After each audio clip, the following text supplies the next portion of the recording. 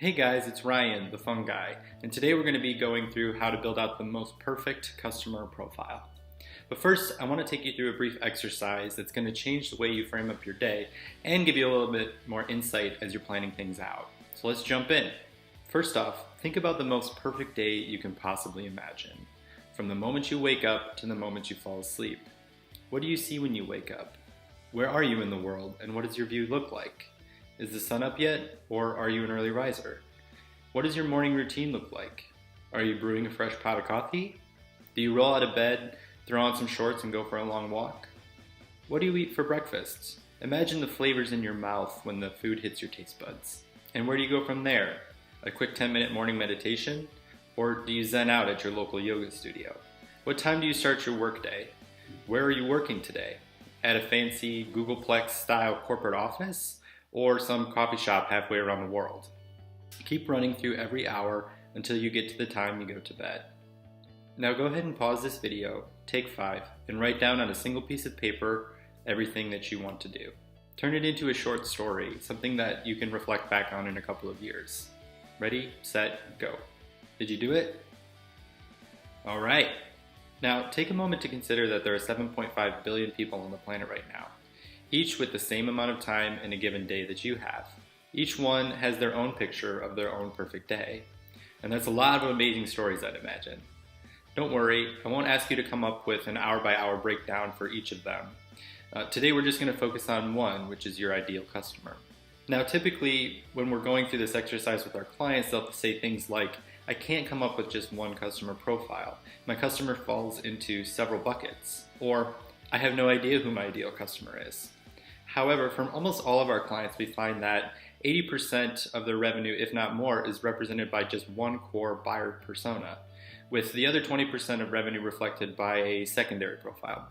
The reason going through the ideal customer profile is such a great exercise is that it allows you to get way more precise with your marketing message. We're now going to narrow the 7.5 billion down to a much more targeted audience, which will help you be way more efficient with how you market to someone. Keep in mind, if you're marketing to everyone, you're marketing to no one.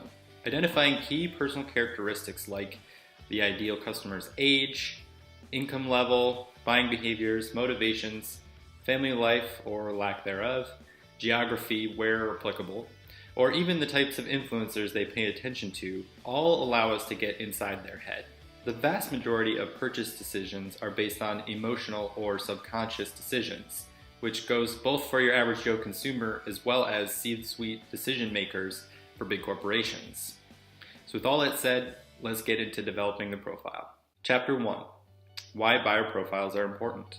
As we said before, if you're marketing to everyone, you're marketing to no one.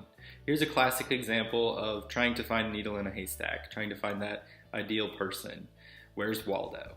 Now, in this scenario, we're really just looking to find all of the Waldos that most accurately represent your customer. This is going to really lead to a much better targeting approach. Choosing the ideal buyer profile has long-reaching implications, kind of like the butterfly effect. It's going to influence your entire sales and marketing plan, as well as the content that you create and where you share it. Who you choose to target helps you understand what they're thinking and feeling and what motivates them.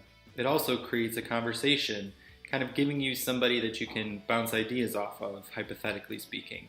You could ask this buyer persona, how do you research my product or service? Or why would you pick my product over my competitor? Take a moment to think about who your Waldos are. Who have you done business with in the past? Or who do you think is most likely to buy your product?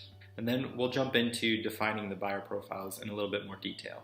We define buyers based on 6 core characteristics: demographics, professional roles, their values and goals, challenges that they experience, their sources of influence, and their buying decisions. We're going to go through each of these in a minute, but first I wanted to just show you a quick example of the finished product. Whoa, what happened? Looks like we changed scenery. Alright, let's jump in. So, this is Adventurous Angela. It's a customer profile that we created for a local Triad, North Carolina touring company. As you can see, Angela's super energetic. She's organized, professional, a leader within her organization, and adventurous. Demographically speaking, she's somewhere in the 35 to 60-year-old range, with kids in their tweens up to early college age. She's also a native of the Southeast in North Carolina, Virginia, or South Carolina. That kind of covers her full geography. In her professional role, she's the HR director, and she does a lot of event planning and company trips as a result. Because of the many hats that Angela wears at her organizations, when it comes to event planning, she doesn't want to be bogged down by vendors that don't call her back or don't coordinate schedules well or have an overly complicated sales process. Her favorite channels include Instagram, email, Facebook, and Pinterest.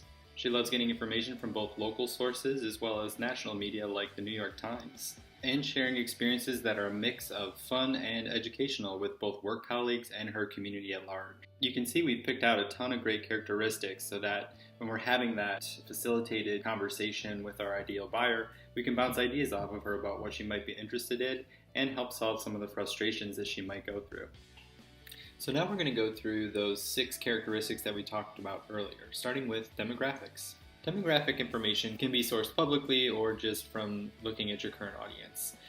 This includes things such as their education level, their income status, their gender, their age, and their location. Professional roles includes things like what they would do in their day-to-day work. So whether they're a stay-at-home dad or the plant manager at your local manufacturing company or a working lady starting out her career. Under values and goals, this includes things like what is their religious philosophy? What are their health goals or financial goals? Are they looking to build a family or ascend the corporate ladder? Challenges and frustrations allow us to tap into some of the deeper motivations that people have. These can include both personal and professional frustrations. This might include things like getting the kids off to school in the morning before starting work, or maybe it's at work, struggling to impress a new boss. Under sources of influence, we look at things like the major media channels that they might follow, or watching HGTV for tips on how to improve their home, and celebrities like Jimmy Fallon. Finally, we're going to look at their buying decisions, or really kind of more their buying behaviors. This includes how quickly do they begin their purchase process and what channels might they be researching your product or service on? How quickly do they make their decisions? Is it a one-week decision? Is it a spontaneous decision? Or is it something that might be more like 3 to 6 months before they decide?